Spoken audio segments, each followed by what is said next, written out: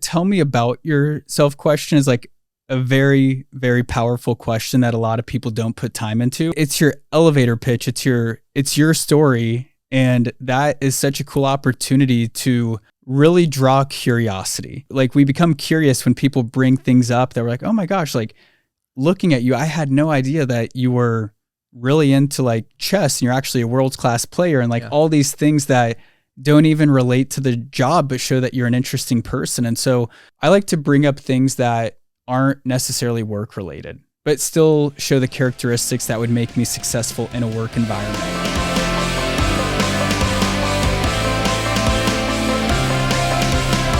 I'm Chris Bussing. Welcome to my channel. It's committed to helping more people create a life of freedom and impact through success in tech sales and the pursuit of self-development. And one of my favorite aspects of this career path is the amazing friendships that tech sales brings into your life. I've got a brother who I've built a bromance with, Johnston, that's here today. I've known him for 3 years, and he's the godfather to my dog, Bella, whose birthday is today. Jay, thanks for joining. How's your day going? It's great. Thank you so much for having me here on this special day, Bella's birthday, and this podcast. Really excited to be here. So good to have you. And in honor of Bella, we're going to bring so much value today to the audience. We're going to help them understand how to get into a top company like Dell, which you broke into after having no experience in tech sales. And not only did you break into Dell, but you had 4 roles in 2.5 years. So you definitely fast-track success. So guys, today we're going to talk about how to land a job at a top company, not just any company in tech sales with no experience, how to be in the top 1% of interview candidates to really stand out and seal the deal, and how to get promoted quickly on this path. If you guys get value out of this video, make sure to give the like button a love tap because the YouTube algorithm loves that too, and we'll show this video to more people who could benefit from the message. And also subscribe to the channel for weekly interviews and videos committed to your success in tech sales and in life.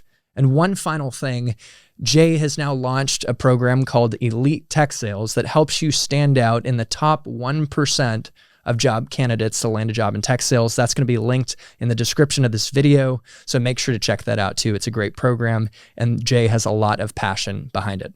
So Jay, let's dig into it.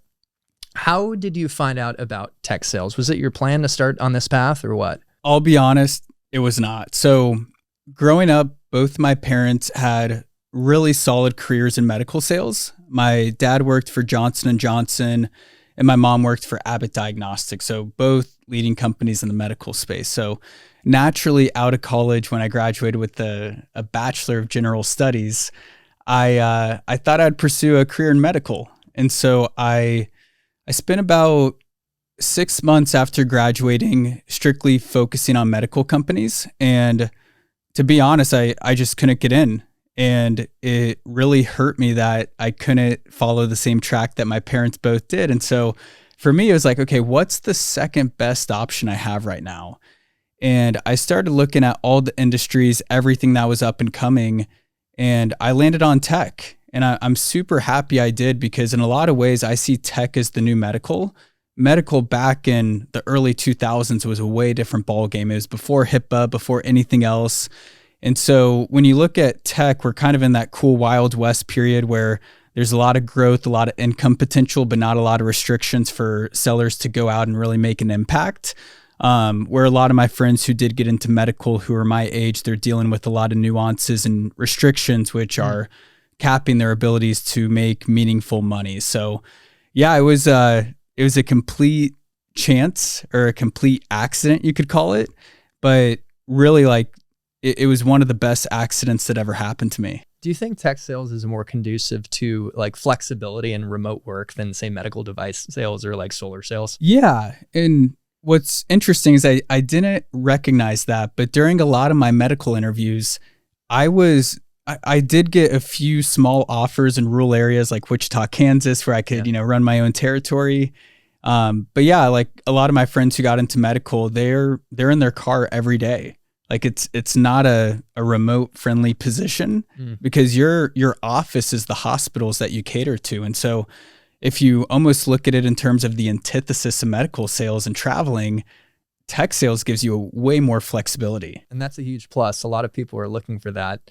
And in your journey into tech sales, and even in your medical device journey of interviewing, didn't you get rejected a lot? Like, what was the reality of that journey? It was a harsh reality. I mean, so I guess backtrack about 4 years, I had an ugly man bun, which I think hurt me a lot in the interview process. Yeah, you owned it though. Yeah.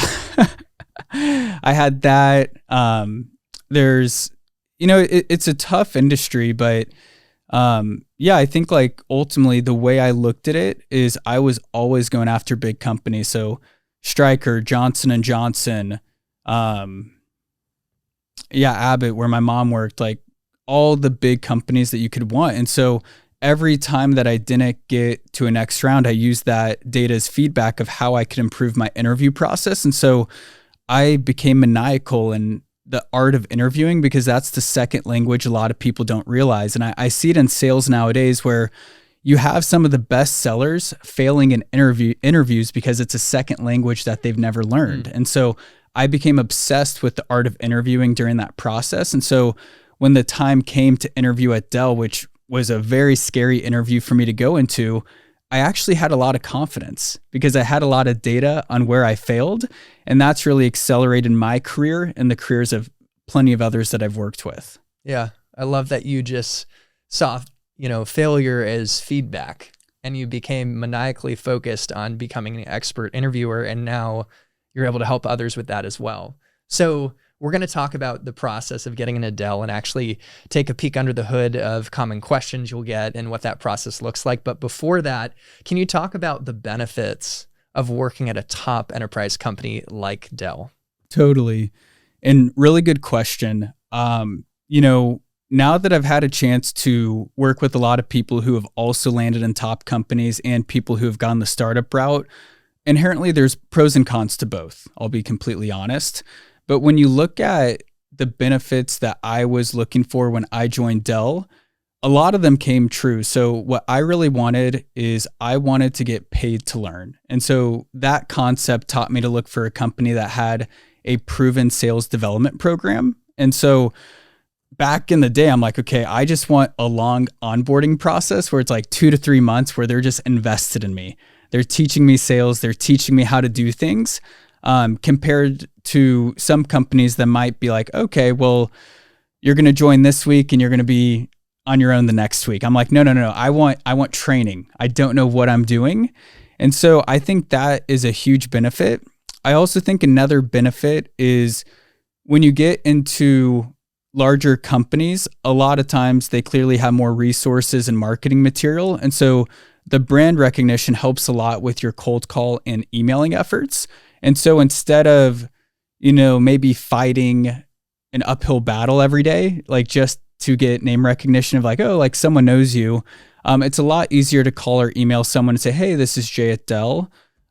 Clearly like not working in the laptop segment and working in the enterprise storage segment, there's like a lot of obstacles to like get people warmed up to the idea or like cross-sold into the portfolio.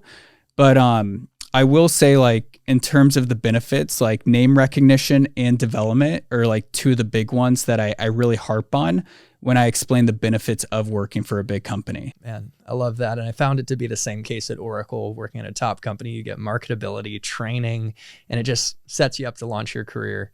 And I had to ask you more specifically, I just would love a look under the hood on the training program. Like what was that actually like? Because it seems like it's world-class training. Weren't there people like paid to train you consistently? What was the program like? Yeah, so I think the weirdest concept that I had to grasp with was the fact that when I became a sales development rep, we had like, just in our Austin, Texas office, we had like 6 to 8 development managers who made all over 6 figures.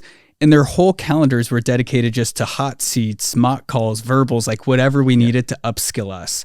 And I'm like, this is crazy. And we had different metrics where we had to do 2 or 3 development sessions a week. And we just got feedback 24/7. And so the program is so airtight that it's almost impossible to fail.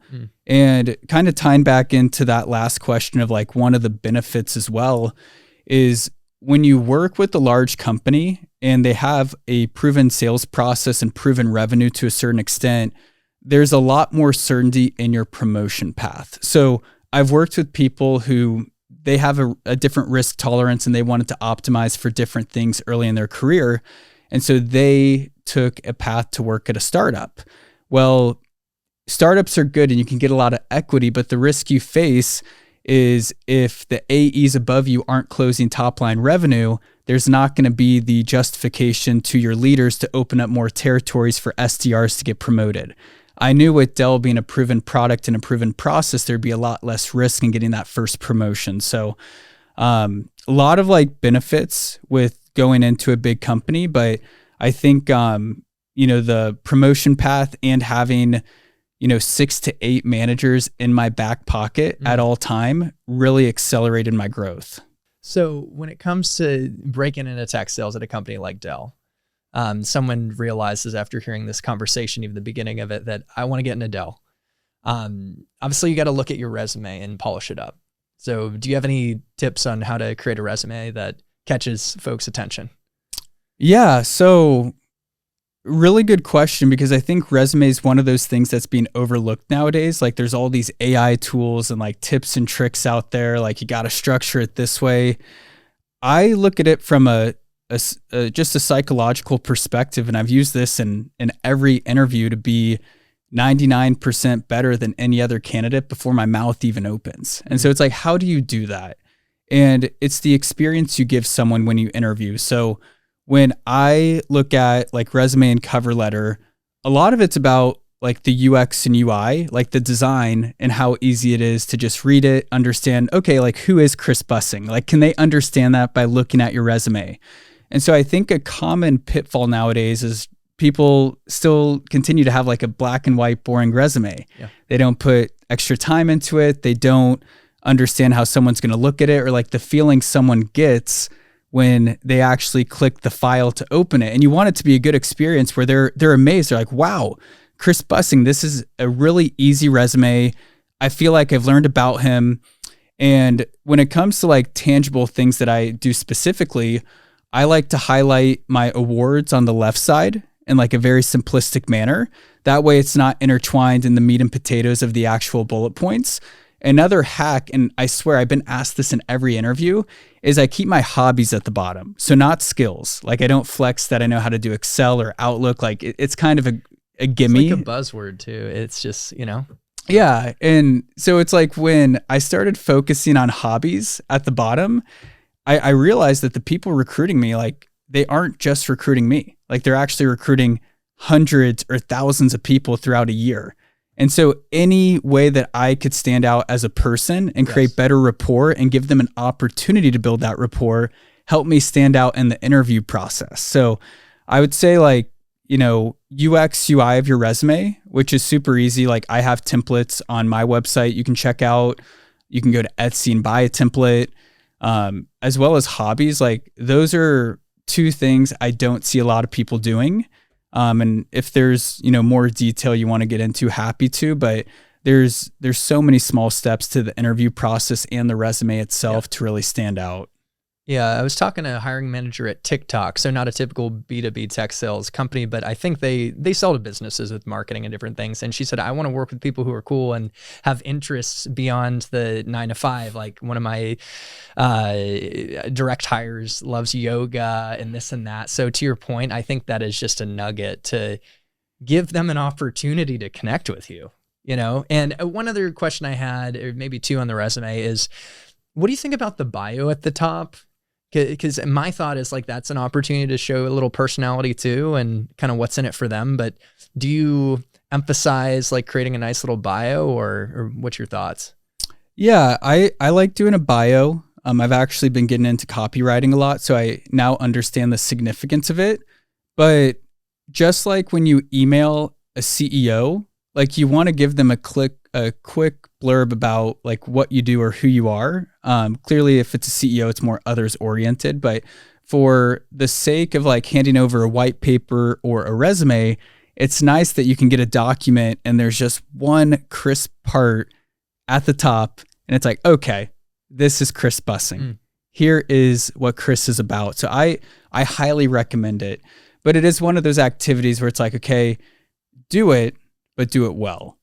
And don't write a novel, like where it's too long. But I was talking to someone recently that is Albanian. And I think he mentioned this concept of besa, like this term that is like, we will give you everything we got. And it basically was like this interesting thing, very unique to him that wasn't relevant to anyone else, but gave a little idea of what he would bring to the table. So maybe, something like that could be interesting to put in the top. But what about just to round out the resume piece, and then maybe we'll talk about LinkedIn a little bit.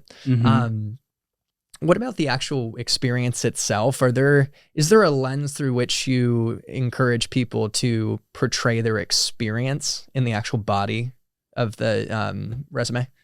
Totally. And again, my hot take is the structure and the UX and UI of the resume is actually more important than the content itself. Clearly, like I talk about the content. I like that. Definitely have a lot of like metrics and tangibles. But when it comes to structuring a job in your resume, I love doing, and this is a little simplistic, but like the job title, I like having a 1 or 2 sentence blurb on what you did in that job, like the high level overview. And then, 3 or 4 bullet points with some of the data that was some of the data from your results and experience at the job.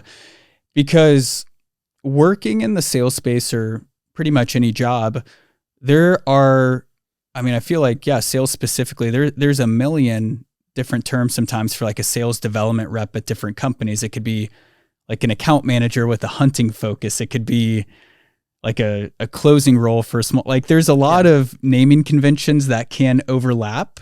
And so to take the guesswork out of your hiring manager's way, it's like, just make the sentence or two to explain what you actually did in that role. And then they're like, okay, like this was more of like a sales development representative position, or this was more of a management position. Like in general, it just helps when you can lay it out in a very simplistic sentence or two. Yeah, good point. And I like that you said, focus on some metrics, relevant results, and always think about highlighting qualities and skill sets that are relevant, too. What about LinkedIn? We don't have to spend a lot of time on this because today we're really here to talk about interviewing and the meat and potatoes. But any thoughts on LinkedIn as a asset, as a tool in the process? Yeah, like LinkedIn is always going to be the initial buffer people look at you through. So yeah, like you could start an interview with someone, but like they're going to check you out on LinkedIn. I would say the main thing is like people say like, okay, like your LinkedIn, it's like your professional resume. I don't really buy into that. Like, I think it's like a representation of who you are. And so like, don't feel like you need to have like all the data, all the metrics. They'll see that on your resume when you hand it to them. But I think the main thing is like, how can you optimize things to still give them that feeling and that professional feeling about you? So I would say a main optimization thing is get a good headshot. Like it doesn't cost that much. Yep. Smile, show you're friendly, have a good background photo that correlates with your hobbies. So when I did field sales at Dell, my territory was Colorado and Utah. So I had the Rocky Mountains in my banner. Love it. And then having like a short description about like who you are, what you're into. And a lot of things can give you a competitive advantage, and even like good copywriting in your resume and your bio, and like taking the time to make sure you're crafting a good story about yourself can go a long way. So yeah, I'd say with LinkedIn, like make it look professional, make it feel like inviting, that someone can connect with you and be like, okay, like, Chris Bussing, he's a really good guy. But it's almost one of those things that's like a non-negotiable. Like you don't want a recruiter to look at your profile and it's like a selfie of you, at midnight at this, late night show you were at. It's like, just make it look good. Do the work. Yeah. I think you really highlighted resume and LinkedIn in a great way, which is, don't overthink it, but it is important. It's foundational, and aesthetics are really important, and just coming across as professional, and particularly visual elements like a good headshot, which might cost a little money, but it's definitely worth the investment. So really good stuff. Before the interviewing, I do have to ask you about networking. Like I'm a big believer. I know we talk about this on networking and creating a a warm inroad to earn an interview. I'm just curious to get your high level thoughts on the importance of networking and any tips on, say, like networking with SDRs or AEs to get a warm referral. Yeah. So that's like a big theme that I'm seeing right now in the market is I get so many messages every day like, hey, Jay, I just applied to 50 companies, 100 companies, and I'm not hearing back from anyone. Yeah. I'm like, well, have you reached out directly to anyone and like asked them about the company, what they like about it? Have you asked for a referral? And sometimes it's like, I haven't gone that route. It's like too time intensive. Like it just doesn't seem like it's worth it. And so what I like to do with different people that I'm coaching, because in one of my offers, I have like a full distribution network of like 30 to 50 companies where they just get instant referrals to like AWS, Google, all the top players, is break down, like if you really break down what method of applying for an interview yields and you actually getting an interview, pretty much everyone I work with, they'll be like, okay, like anytime I get a referral, I get a first call like 99% of the time. And every time I cold apply, it might be like 5% of the time. And so it's like, if you break down your time into how you're allocating it, I would rather do the activities that yield me to getting an interview 99% of the time than just wasting my time doing these random cold applications that go through these ATS systems that might not even take into consideration any of your experience and automatically decline you. So when I look at the power of networking, it's a non-negotiable for getting a job. Like A, you get more intel to what the company's actually like. And then B, like you have the chance to get a referral. And I don't know, like maybe you connect with the right employee who has an amazing brand at that company that puts your name in the pot. And then all of a sudden the recruiters are looking at you like you're a superstar. And who knows, like maybe the person who referred you even gets a referral bonus. Yes. So it's like this amazing synergy. But I think the main thing is when you network, you have to have put in the work with like a professional looking resume, cover letter, LinkedIn, and actual interview prep. Because if you can't impress that person on a 15-minute call, it's not going to go anywhere. Yeah, really good point. So let's dig into interview prep.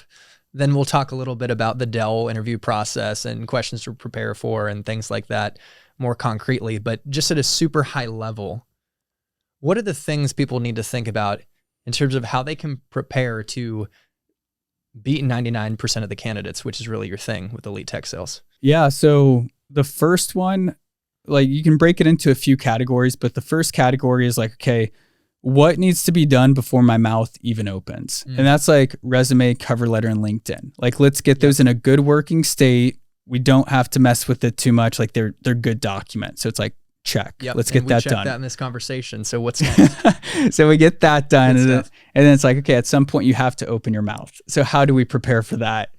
And that is a process that I've put a lot of time and effort into, and it's yielded amazing results. But the high level framework and where a lot of people get wrong is they don't build a database. And so when I say build a database, like you actually have to map out all the questions you could possibly get asked, and then you have to come up with answers for those questions. So it's legit like a college assignment. Like when I did it, when I was prepping for a lot of my interviews, I think I used Quizlet. Like I made all the questions and then I made all the answers. And nowadays you could probably use ChatGPT and be like, hey, most top 50 common SDR questions.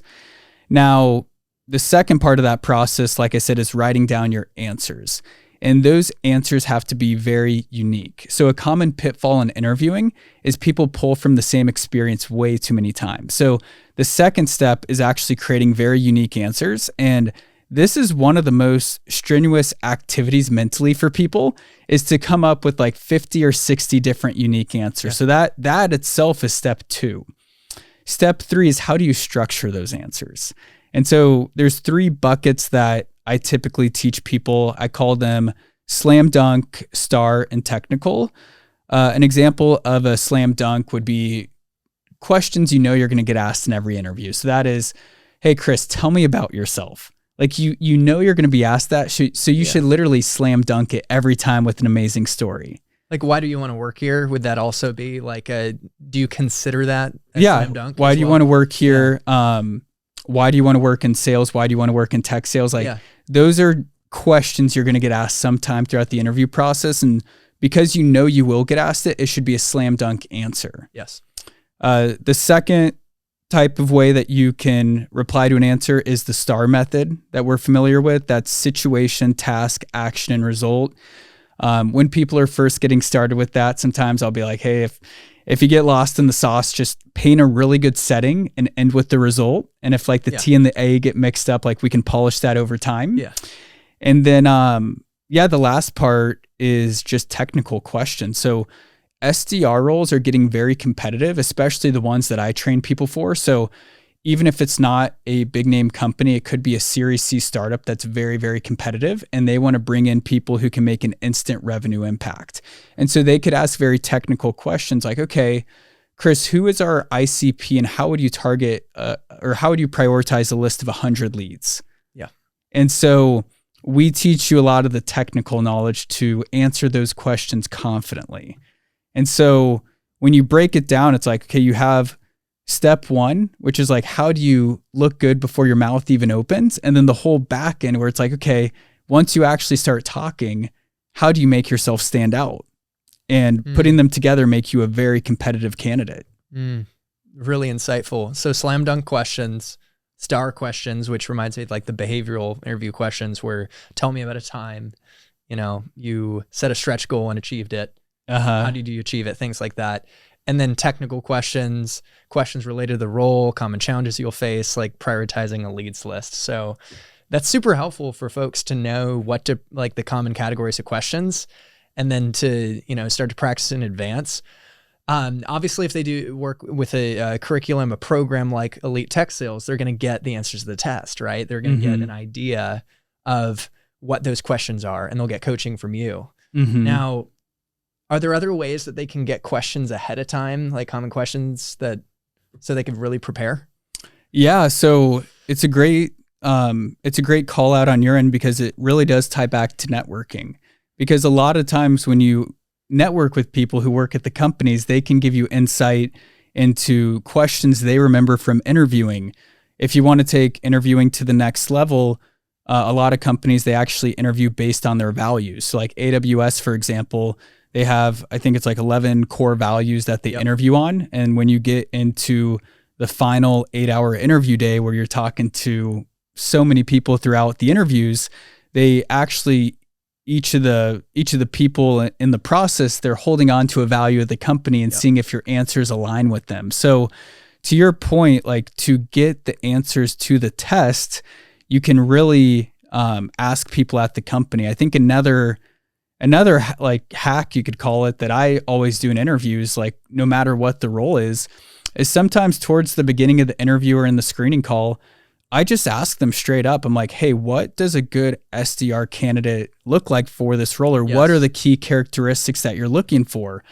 And so the beauty of asking that question is you're displaying your sales competence in terms of qualifying and then positioning. Yes. It's like, okay, you guys are looking for hard work, coachability, and the ability to work through like, tough situations and be able to like be responsible to drink out of the fire hose and multitask. Well, if that's what you're looking for, and I ask that at the beginning of an interview, well, then I can position myself on the back end with how I answer my questions to relate to those values that you care about.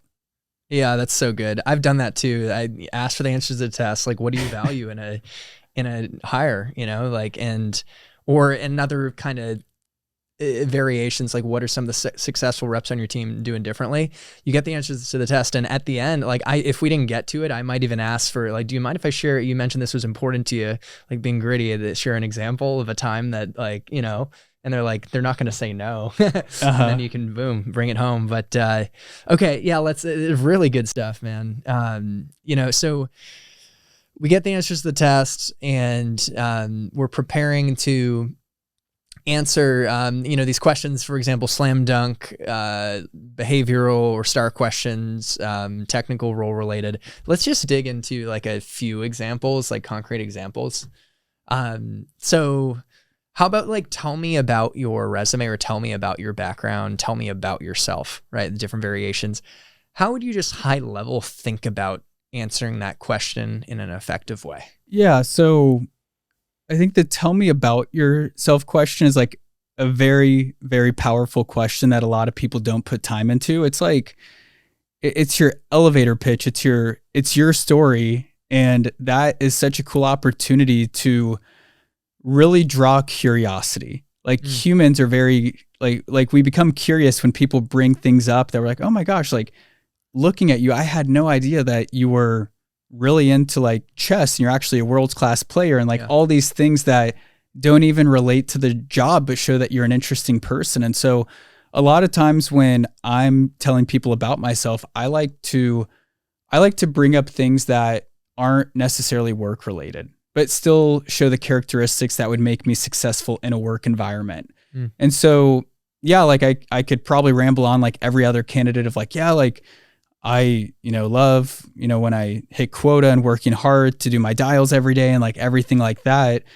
But if you're trying to, fit in and like essentially say what everyone else is saying, like you're not going to have as good a success rate. So for me, it's like, what are the unique angles I can highlight about myself that show that I'm a very unique candidate and draw interest? So a lot of times when I'm introducing myself, it's like, yeah, like I do a lot of cool stuff outside of work. I am working on different side projects. Well, probably not side projects. You don't want to tell employers that, but I'd say, like I do talk a lot about fitness. So I did like a half Ironman once, did a marathon once, different things I'm geeking out on. So whether it's like I tried the carnivore diet for a while and I was eating like raw meat for a long time. And it kind of shows them that like I'm interested in trying new things. I have a knack to push myself outside of the work environment. And I think when you can really highlight like who you are as a person, that really differentiates you when they go back into the meeting room and they talk about the 15 candidates that they interviewed that day. They're like, yeah, like everyone's very qualified for this role, but like, who do we want to work with? Like whose personality did we get along with, or who's just an interesting person who would add to the culture? And so I really like doubling down with just things that make you very unique. That is so good. And you show some underlying qualities that are really important to success in sales and in life, like grittiness and commitment required to do a marathon, and your willingness to experiment and try new things. So sales really is an experiment. You got to put yourself out there. And I just feel like someone, if I heard that, I'd be like, oh, Jay's pretty cool. And I want to know more about him. I could see myself hanging out with him and chatting out over some beers after work.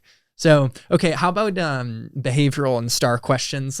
Let's go through, at least one example, could hit two, but at least one from Dell, like an actual question you got of like a STAR question and how you might think about answering that. Yeah, so, it was so long ago since I interviewed for the SDR role, but there were a few that stuck out. Like this wasn't a STAR one, but like one was like, I think it was like, tell me about the most complex subject you've ever learned and teach me about it. Yeah. I think like STAR related, one that I got was, tell me about like one of your most significant personal goals you've ever set for yourself and how did you achieve it? Yeah. So I had to walk them through the situation, task, action, and result.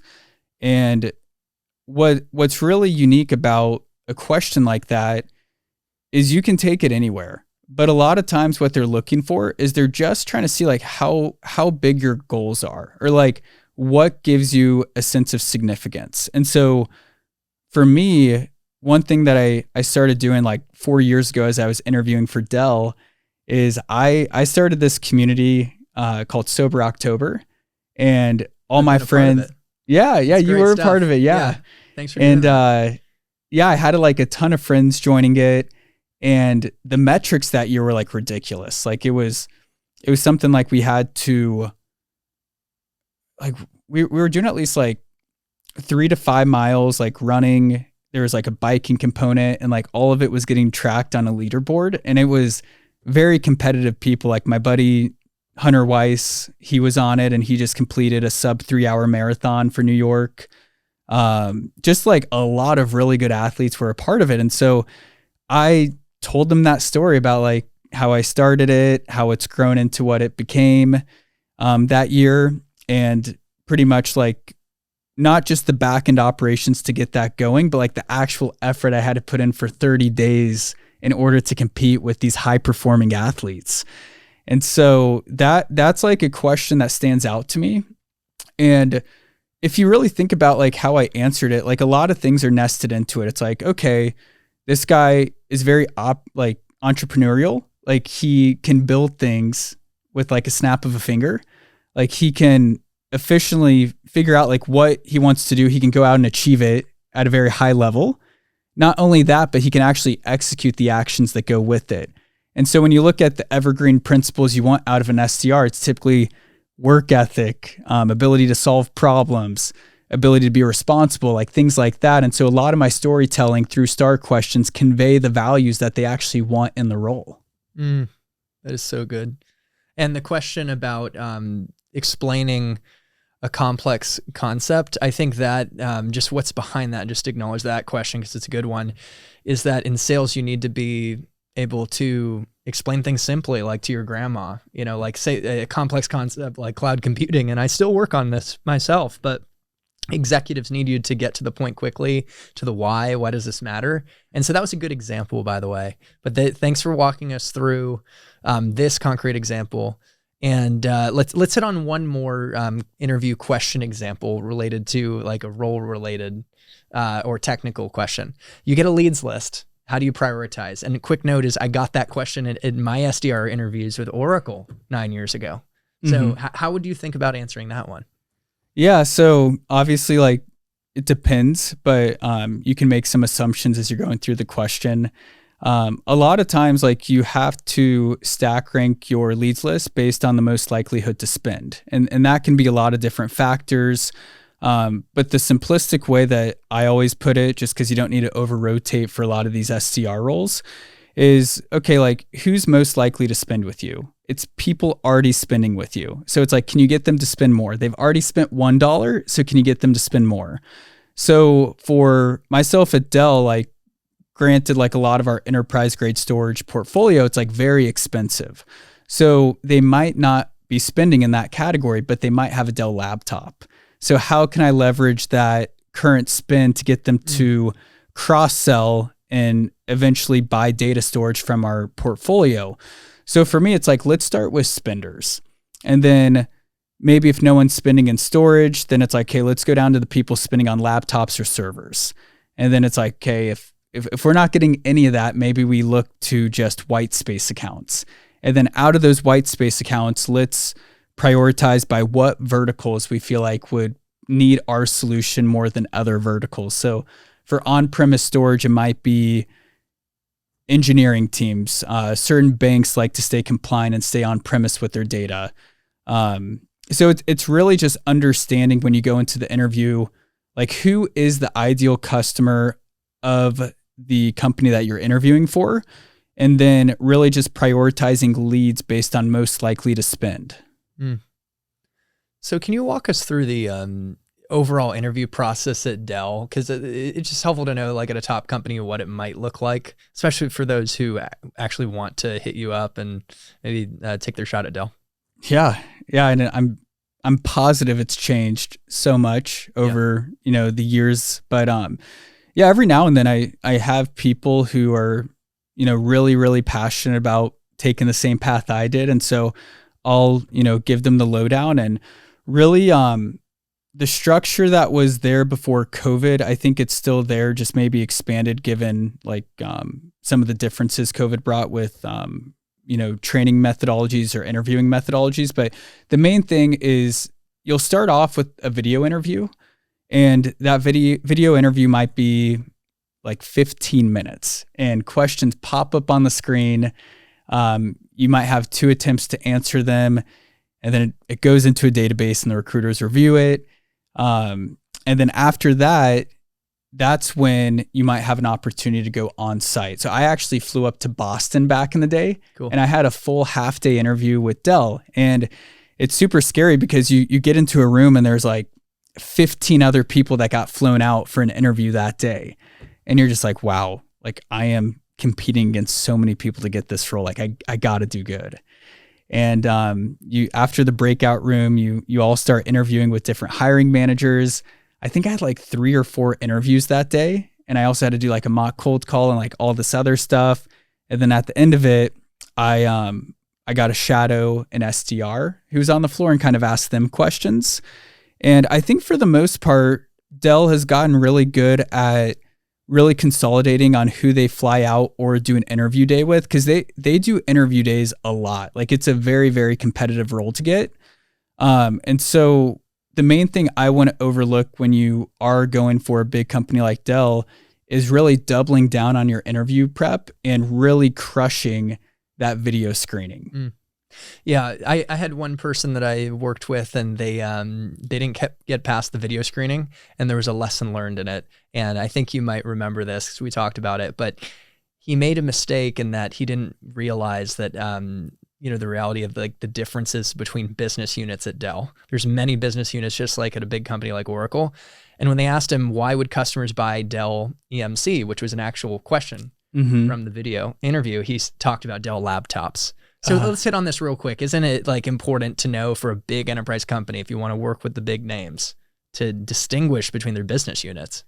Totally. And I'd even say like in general, I'm seeing it more and more often is that the first phone screening or like video screening, there's typically a question that asks about like our product. Like, hey, like explain our product like you're explaining it to your grandma, like in a very simplistic way. And like, let's be real, like so many people do the spray and pray methodology of trying to get a job. Like, oh, let's just, apply to 200 companies and hope that we get an interview. The problem is a lot of people don't invest 15 to 30 minutes after they get that first interview to make sure they understand the product they're interviewing for.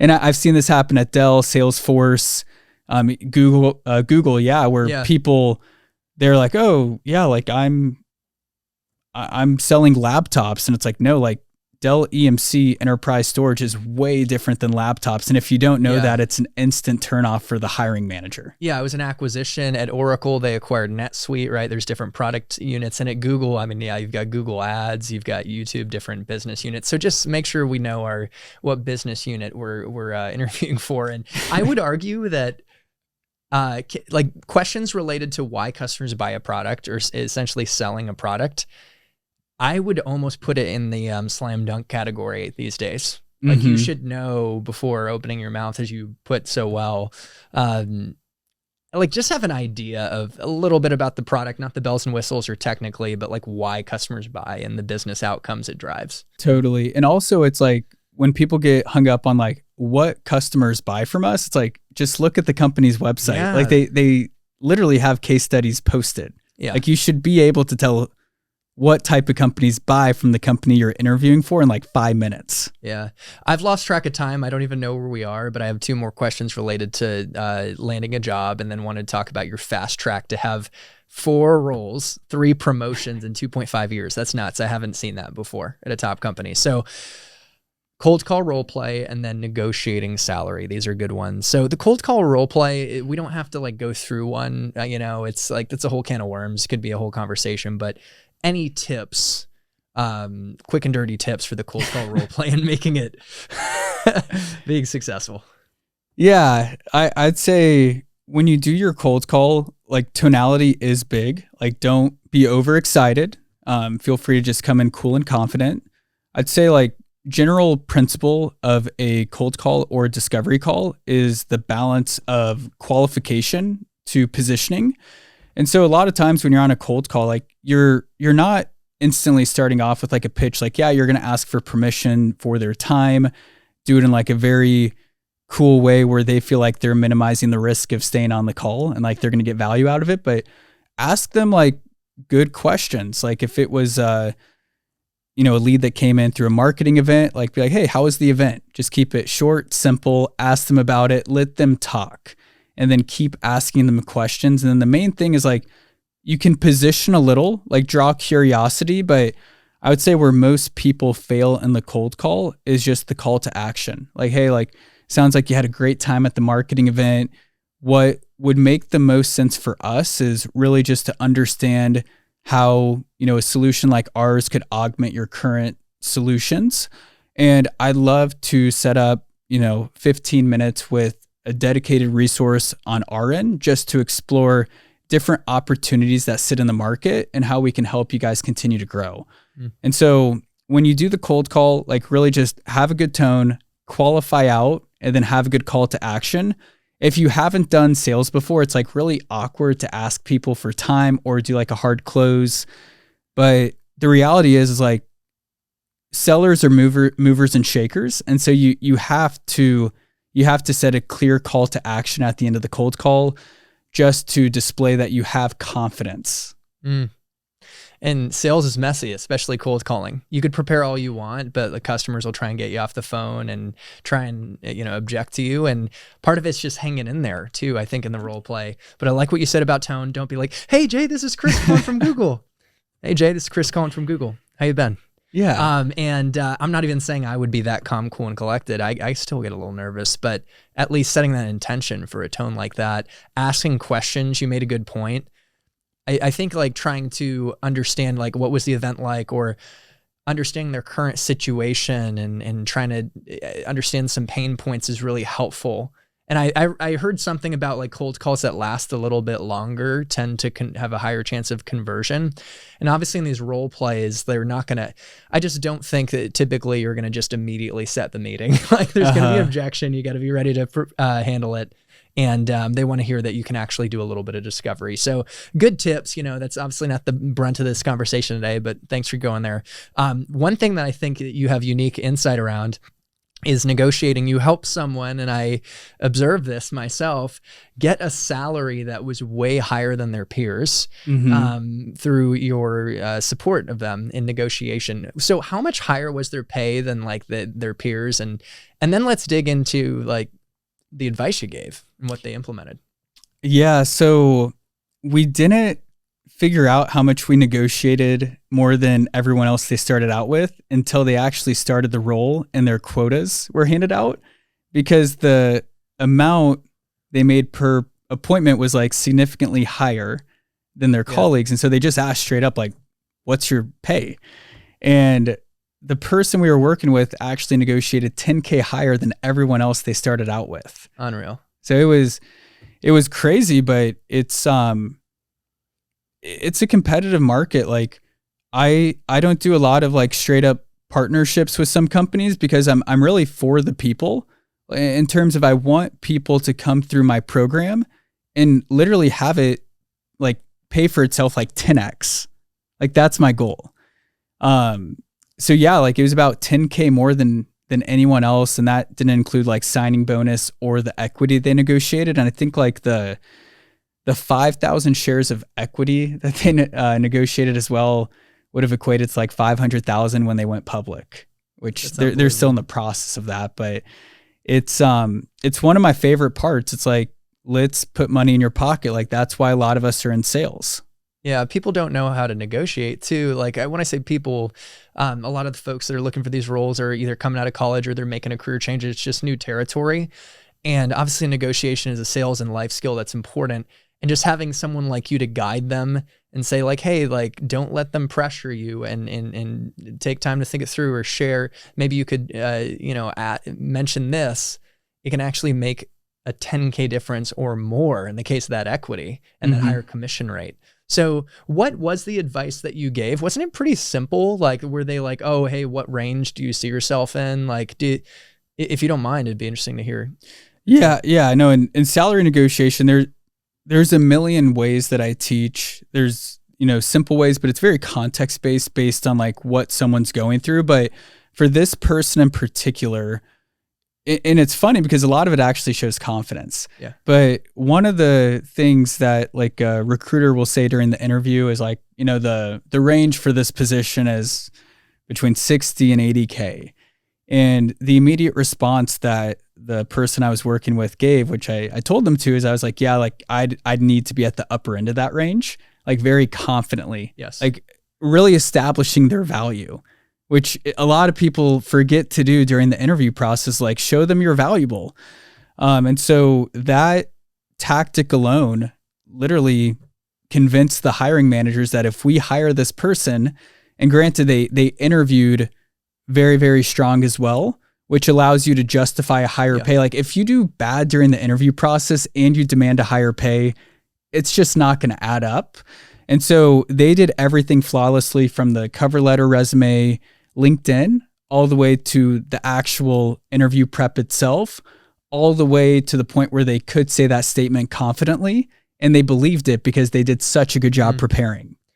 And having someone like you in the program Elite Tech Sales is what can give someone the edge to just crush every aspect of the process and build that self-esteem, and then understand that they have an approach when it comes time to negotiate on top of the self-esteem they built from their execution that can, again, land them a much higher, starting pay, which is so cool. That's a gift, man. I love that, how you contribute to the people you work with. It's amazing. Yeah. And can I add one more thing to that? Yeah, sure. Because this is a common pitfall I see with people is it's sad that it has to be this way, but the reality is recruiters and hiring managers, they are in the business of saving the company money. Like a lot of them get metriced on like, how much are we giving candidates? Can we get them for a lower price? Like things like that, which isn't the best, but it's like this tug of war you have to play.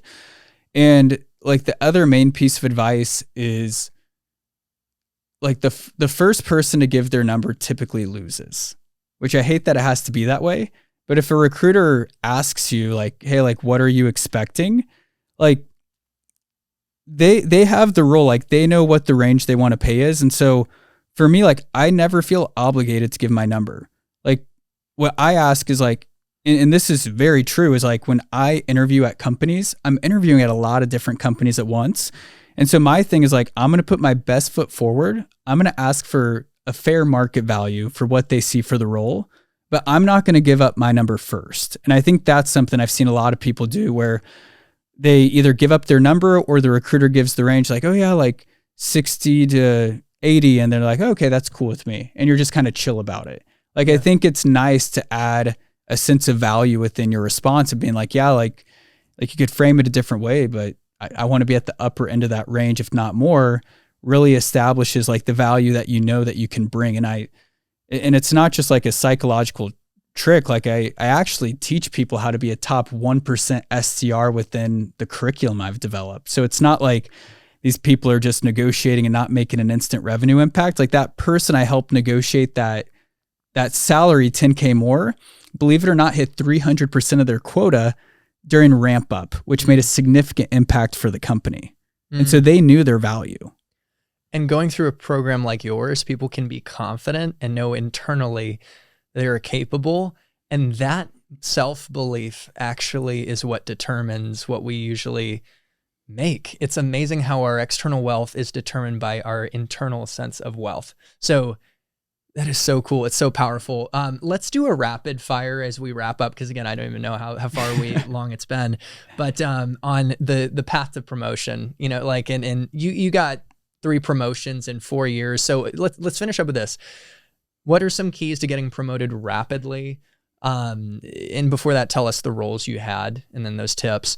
And then you've got a couple expressions that I like activities, oxygen, and we're going to talk about the importance of systems and then talk about elite tech sales. So let's rapid fire that. So first, what were all the promotions you had and what are the keys to getting promoted quickly?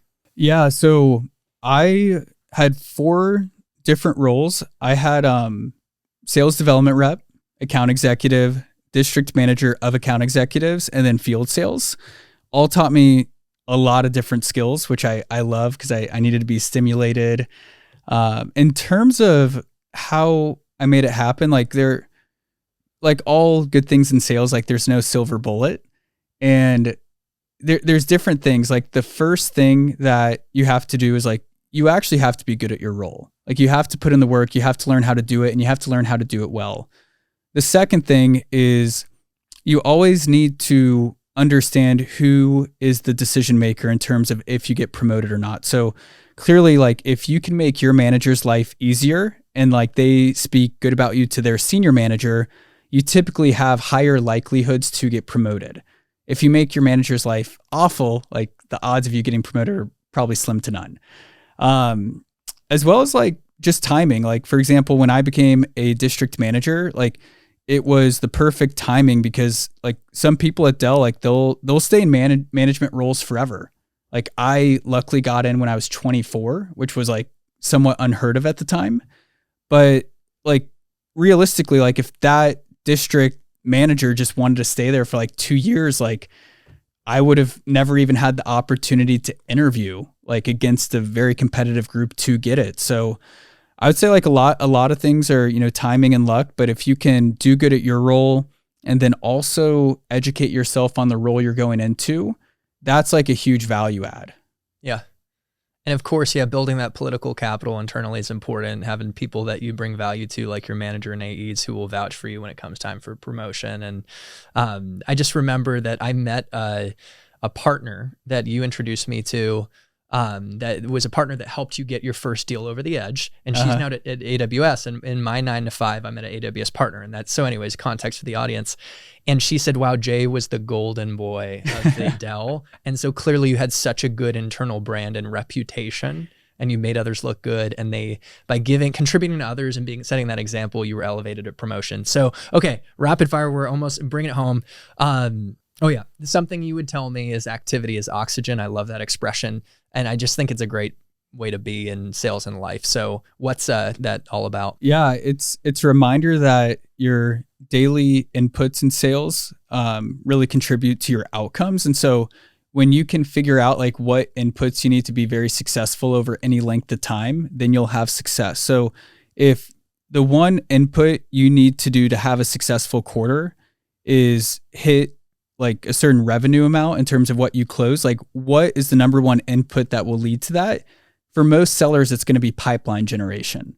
And so for me, it's like, okay, activity is oxygen. If I'm not building pipeline, I'm actually dying.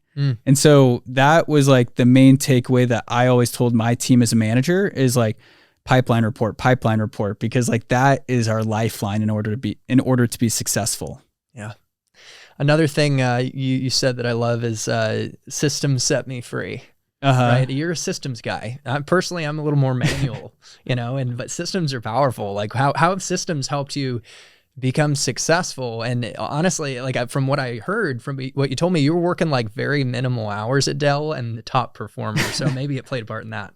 Tell us about that. Yeah. So I believe in building systems, especially for monotonous tasks. And what I did when I took each of my new roles at Dell that helped me advance very quickly is I spent about my first 4 to 6 weekends in that role, like Saturdays when everyone else was having fun.